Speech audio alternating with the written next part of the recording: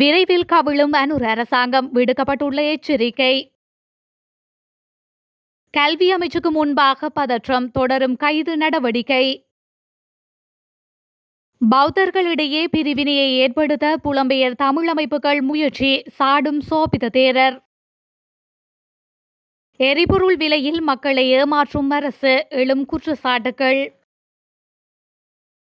அனுர தரப்பிற்கு சவால் விடுத்த கோவிந்தன் கருணாகரம். தேசிய மக்கள் சக்தி அமைச்சரவையின் அனுபவமின்மையால் தற்போதைய அரசாங்கம் கோட்டாபயவின் அரசாங்கத்தை விடவும் விரைவில் கவிழும் அபாயம் காணப்படுவதாக ஐக்கிய மக்கள் சக்தியின் நாடாளுமன்ற உறுப்பினர் நளின் பண்டார தெரிவித்துள்ளார்.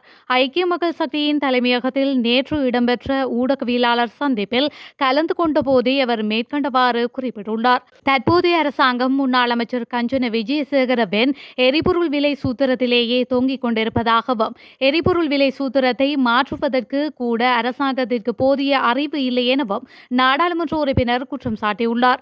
தொடர்ந்தும் அவர் அங்கு உரையாற்றுகையில், நாட்டில் ஒரு நாளைக்கு சுமார் 3500 மெட்ரிக் டன் பெட்ரோல் பயன்படுத்தப்படுகின்றது. சுமார் 300 மெட்ரிக் டன் மண்ணெண்ணெய் பயன்படுத்தப்படுகின்றது. பெட்ரோல் விலையை 2 ரூபாய் குறைப்பதற்கு பதிலாக மண்ணெண்ணெய் விலையை 20 ரூபாய் குறைத்திருக்கலாம். இதன் மூலம் விவசாயிகள், மீனவர்கள், தொழிலாளர்கள் மிகுந்த நிவாரணம் பெறுகின்றனர். பெட்ரோல் விலையை 2 ரூபாய் குறைப்பதால் யாருக்கும் எந்த பயனும் இல்லை. முன்னாள் அமைச்சர்களின் சட்டை பைக்குள் எரிபொருள் விற்பனையிலிருந்து பெரும் கமிஷன்கள் சென்றதாக தேசிய மக்கள் சக்தி அரசாங்கம் குற்றம் சாட்டியது. ஆனால் இப்போது அந்த கமிஷன் தொகையை கூட தேசிய மக்கள் சக்தி அரசால் குறைக்க முடியவில்லை. இந்த நிலையில் தேசிய மக்கள் சக்தி மக்களுக்கு அளித்த பொய்யான வாக்குறுதிகள் தற்பொழுது ஒவ்வொன்றாக நிரூபிக்கப்பட்டு வருகின்றன என்று அவர் மேலும் தெரிவித்துள்ளார். பத்திரமுல்லையில் அமைந்துள்ள கல்வி அமைச்சுக்கு முன்பாக இன்று இடம்பெறும் ஆர்ப்பாட்டத்தில் ஏற்கனவே 3 பேர் கைது செய்யப்பட்ட நிலையில் சற்று முன்னர் மேலும் ஒருவர் கைது செய்யப்பட்டுள்ளார். இதன்போது ஆர்ப்பாட்டத்தை கலைக்க முற்பட்ட காவல்துறையினரில் ஒரு உப காவல்துறை பரிசோதகர், 2 காவல்துறை உத்தியோகத்தர்கள் என 3 காயமடைந்துள்ளனர். காயமடைந்தவர்களில் ஒரு காவல்துறை உத்தியோகத்தர் அவசர சிகிச்சை பிரிவில் சிகிச்சை பெற்று வருவதாக தெரிவிக்கப்படுகின்றமையும் குறிப்பிடத்தக்கது. ஆசிரியர் சேவையில் தம்மை நிரந்தரமாக இணைத்துக் கொள்ளுமாறு கோரி அபிவிருத்தி உத்தியோகத்தர்கள் இன்று முன்னெடுத்து வரும் போராட்டம் காரணமாகவே இவ்வாறானதொரு நிலை உருவாகியுள்ளமையும் குறிப்பிடத்தக்கது. புலம்பெயர் தமிழ் அமைப்புகள் பௌத்தர்களிடையே பிரிவினைகளை ஏற்படுத்துவதற்கு முயற்சிப்பதாக ஓமல் பே சோபித தேரர் குற்றம் சாட்டியுள்ளார். கொழும்பில் இடம்பெற்ற நிகழ்வொன்றில் கலந்து கொண்டு கருத்து தெரிவிக்கும் போதே அவர் இதனை குறிப்பிட்டுள்ளார். இது தொடர்பில் அவர் மேலும் தெரிவிக்கையில், பௌத்தர்களிடையே பிரிவினைகளை ஏற்படுத்துவதற்கு சில தரப்பினர் சதித்திட்டங்களை மேற்கொண்டு வருகின்றனர். இவ்வாறு மேற்கொள்ளப்படும் சதித்திட்டங்களுக்காக புலம்பெயர் தமிழ் அமைப்புகள் வரையறையின்றி நிதியளித்து வருகின்றன. சில கட்டுக்கதைகளால் மத நம்பிக்கைகளை மட்டுப்படுத்த முடியாது. இவ்வாறான மட்டுப்பாடுகளை மேற்கொள்வதற்கு சில சதித்திட்டங்கள் முன்னெடுக்கப்படுகின்றன. பௌத்த தர்மத்தை அடிப்படையாக கொண்டே சிங்கள இனத்தவர்களுக்கு இடையிலான பலம் வாய்ந்த பிணைப்பு உருவாக்கப்பட்டுள்ளது. எனினும் கட்டுக்கதைகளை நம்பும்போது மகாவம்சம், தீபவம்சம், சூலவம்சம் என்பன செல்லுபடியற்ற நூல்களாகி விடுகின்றன. அதன் பின்னர் வரலாறு பொய்யாகி போவதுடன் இந்த மண்ணின் மூத்த குடிகளான சிங்களவர்களுக்கு உள்ள உரிமையும் இல்லாது போகும். இந்த பிரிவினை செயல்பாடுகளுக்காக புத்தக அச்சிடுதல் உள்ளிட்ட பல திட்டங்கள் பாரிய நிதி செலவில் முன்னெடுக்கப்படுகின்றன என்று தேரர் மேலும் குற்றம் சாட்டியுள்ளார். இலங்கை இந்திய ஒப்பந்தத்தை புதிய அரசியல் சாசனத்தினூடாக நிறுத்தக்கூடாது என நாடாளுமன்ற உறுப்பினர் செல்வம் அடைக்கலநாதன் ஜனாதிபதி அனுரகுமார திசாநாயக்கவிடம் கோரிக்கை விடுத்துள்ளார். மன்னாரில் உள்ள அலுவலகத்தில் இன்று இடம்பெற்ற ஊடக சந்திப்பின் போதே அவர் இவ்வாறு குறிப்பிட்டுள்ளார். இதுகுறித்து அவர் மேலும் தெரிவிக்கையில், புதிய அரசியல் சாசனத்திலே 13வது திருத்த சட்டம் இல்லாது ஒழிக்கப்படும் என ஜேவிபியின் பொதுச் செயலாளர் டில்வின் சில்வா தெரிவித்துள்ளார். இதன் நோக்கம் இந்திய இலங்கை ஒப்பந்தத்தை மீறுகின்ற ஒரு செயற்பாடாக அமையும். ஒரு அரசியல் சாசனம் வருகின்ற போது தமிழ் தரப்பின் ஆலோசனையையும் பெற்று அதன் பின்னர் அரசியல் சாசனம் எழுதப்பட வேண்டும். எங்களுக்கு இனப்பிரச்சினை இருக்கின்றது. அதற்கு தீர்வு தருகின்ற வகையில் புதிய அரசியல் சாசனம் அமைய வேண்டும் என்பது எமது கோரிக்கையாக உள்ளது. அண்மை காலங்களில் ஜனாதிபதி 13வது திருத்த சட்டம் சம்பந்தமாக மாகாண சபை தேர்தல் நடைபெறும் என அறிவித்துள்ள நிலையில் ஜேவிபியின் முக்கிய செய்தியாக 13வது திருத்த சட்டம் இல்லாது ஒழிகின்ற நிலை இருக்கின்றது என்பதை திட்டத்தெளிவாக தெரிவித்துள்ளார்.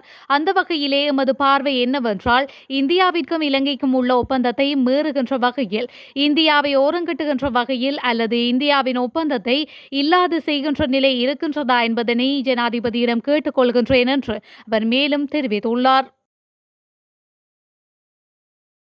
5ஆம் தர புலமை பரிசில் பரீட்சையில் கசிந்ததாக கூறப்படும் பகுதியொன்றில் உள்ள 3 வினாக்களுக்கு அனைத்து மாணவர்களுக்கும் இலவச புள்ளிகளை வழங்குவதற்கு அமைச்சரவை பரிந்துரைத்துள்ளதாக உயர் நீதிமன்றத்திற்கு அறிவிக்கப்பட்டுள்ளது. குறித்த விடயத்தை இன்று சட்டமா அதிபர் உயர் நீதிமன்றத்துக்கு அறிவித்துள்ளார்.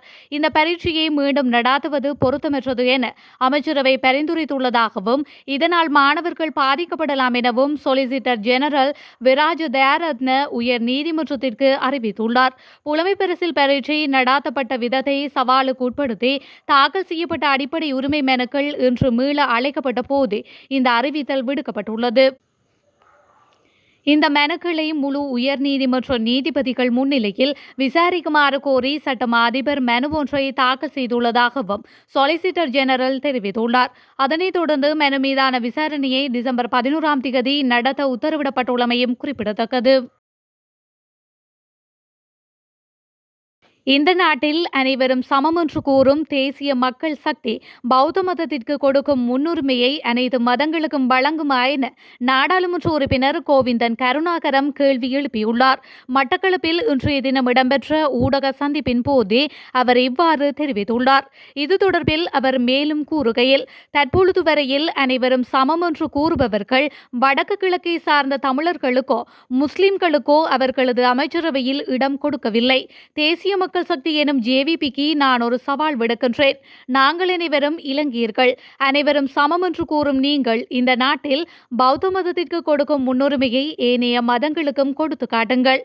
உங்களால் இயலும் என்றால் முதலில் அதை செய்து காட்டுங்கள். அதன் பிறகு இந்த நாட்டில் அனைவரும் சமமானவர்கள் என்று கூறுங்கள் என்று அவர் மேலும் தெரிவித்துள்ளார். எரிபொருள் இறக்குமதியின் போது முன்னாள் அமைச்சர் கஞ்சனவிற்கு சென்ற தரகு பணம் தற்போதைய அரசாங்கத்திற்கும் செல்கின்றது என ஐக்கிய ஒன்றிணைந்த தொழிற்சங்கம் கடுமையாக குற்றம் சாட்டியுள்ளது. அத்துடன் இந்த மக்களை சுரண்டி பிழைக்கின்றது என ஐக்கிய ஒன்றிணைந்த தொழிற்சங்கத்தின் ஊடக பேச்சாளர் ஆனந்த் பாலித குறிப்பிட்டுள்ளார். கொழும்பில் நடைபெற்ற ஊடகவியலாளர் சந்திப்பின் போதே அவர் மேற்கண்டவாறு தெரிவித்துள்ளார். அவர் மேலும் தெரிவித்ததாவது, முன்னாள் மின்சக்தி மற்றும் சக்தி வலு அமைச்சர் மோசடியான முறையில் நடைமுறைப்படுத்திய எரிபொருள் விலை சூத்திரத்தையே ஜனாதிபதி அனுரகுமார திசாநாயக்க தலைமையிலான அரசாங்கம் நடைமுறைப்படுத்துகின்றது.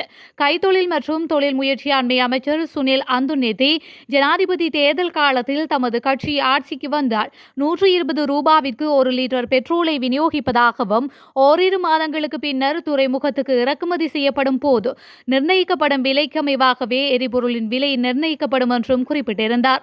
ஜனாதிபதி அனுரகுமார திசாநாயக்க ஆட்சிக்கு வந்து 2 மாதங்கள் கடந்துள்ள நிலையில் 24 மணித்தியாலங்களில் எரிபொருள் விலை குறைப்பதாக குறிப்பிட்ட விடயம் மறக்கடிக்கப்பட்டுள்ளது.